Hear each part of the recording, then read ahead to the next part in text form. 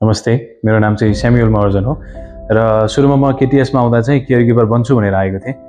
कस्तो हुन्छ खालको त्यस्तो केही पनि थिएन, तर पछि आउँदाखेरि चाहिँ म एकदमै एक्सपिरियन्स र सक्षम केयरगिभर बन्छु भन्ने अहिले चाहिँ लागेको छ। यो सबैभन्दा सुरुमा चाहिँ मेरो लागि पनि नयाँ कुरा थियो। 1-2 वर्ष अगाडि नै भन्यो भने पनि मेरो लागि नयाँ कुरा थियो र पछि कस्तो भयो भने विदेशहरूको डिमान्डहरू देख्दाखेरि त्यहाँ गएर हेर्दाखेरि आफैले नै अब्जर्भ गर्दाखेरि चाहिँ ओहो केयरगिभर भनेको त यस्तो डिमान्डेबल जब रहेछ र डिमान्डेबल मात्र होइन कि एकदमै यो सोसल सर्भिसमा पनि एकदमै धेरै राम्रो र अरूलाई सर्भिस दिने काम यति राम्रो कुरा रहेछ र सर्भिस दिइसकेपछि होइन आफ्नो मुहारमा हुने हाँसो पनि छुट्टै हुन्छ।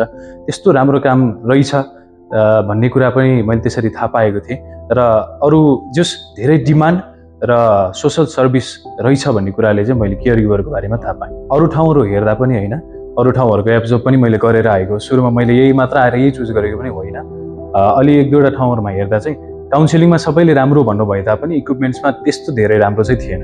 केटीएसमा पनि त्यही होला भन्ने सोचले आएको थिएँ, तर जोइन गरेर हेर्दाखेरि सुरुमा मलाई काउन्सिलिङमै इक्विपमेन्ट्सहरू हेर्दाखेरि एकदम क्वालिटी इक्विपमेन्ट्स लागेको थियो र त्यसपछि कोर्स जोइन गरेर बुझी हेर्दाखेरि एकदमै राम्रो क्वालिटीको प्रोडक्ट्सहरू रहेछ क्या, जुन चाहिँ स्पेसली अब हामीहरू अहिले युरोप जाने प्लानिङमा छौँ होइन। युरोप जानलाई नै एकदमै सजिलो हुने गरी उहाँहरूले यस्तो खालको क्वालिटी प्रोडक्ट्सहरू राखिदिनु भएको रहेछ।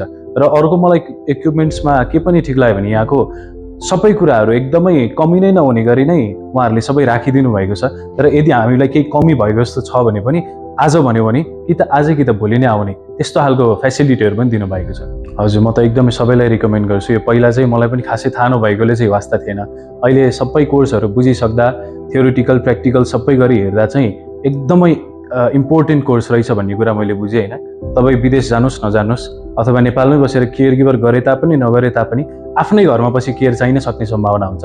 अहिले प्रत्येक घरमा एउटा छोरा हुन्छ, छोरी हुन्छ होइन, बच्चाहरू हुन्छ, अथवा प्रत्येक घरमा अहिले बुढो हुनुभएको आमा बुवा हुन्छ, अथवा कुनै न कुनै रोगले सिकिस्त भएर थला परेर बस्नुभएकोहरू पनि हुन्छ। उहाँहरूको लागि पनि एकदमै एक्सपिरियन्स टाइपको केयर गिभिङ गर्न सक्यो भने चाहिँ उहाँहरूको पनि हेल्थमा धेरै प्रभाव पर्न सक्छ होइन, इफेक्टिभनेसहरू धेरै आउन सक्छ। त्यसैले केयरगिभर चाहिँ एकदमै इम्पोर्टेन्ट। जे गरे तापनि बाहिर गएर काम गर्ने होस् अथवा नेपालमै बसेर केही गर्ने होस् अथवा कहीँ नगएर घरमै बस्ने हो भने पनि भविष्यको लागि सोच्ने हो भने पनि केयरगिभर त एकदमै इम्पोर्टेन्ट रहेछ। र प्लस केटीएस नै मैले किन सजेस्ट गर्छु भन्दाखेरि यहाँको थ्योरिटिकल सबै कुराहरू एकदमै राम्रो छ। म्यामले प्रेजेन्टेसन पिपिटीहरू बनाएर होइन मजाले जति सोध्नुहोस् 10 चोटि सोध्नुहोस् एकदमै नहिचकिचाइकन भन्नु पनि हुन्छ। र त्यसपछि प्र्याक्टिकलको कुरा गर्नुपर्दा यहाँ कुनै पनि टुल्सको अभाव छैन। हजुरहरूलाई अभाव लागेको जस्तो भयो भने म्यामलाई भन्नुभयो भने तुरन्तै ल्याइदिनुहुन्छ। त्यसैले यहाँको म्यानेजमेन्ट सिस्टमहरू प्लस इक्विपमेन्ट्सहरू प्लस थ्योरिटिकल अथवा क्लासहरू सबै इन्भाइरोमेन्टहरू चाहिँ राम्रो छ। त्यसैले पनि म सबैलाई यदि जोइन गर्ने इच्छा राख्नु भएको छ भने चाहिँ केटीएस नै रिकमेन्ड गर्न चाहन्छु।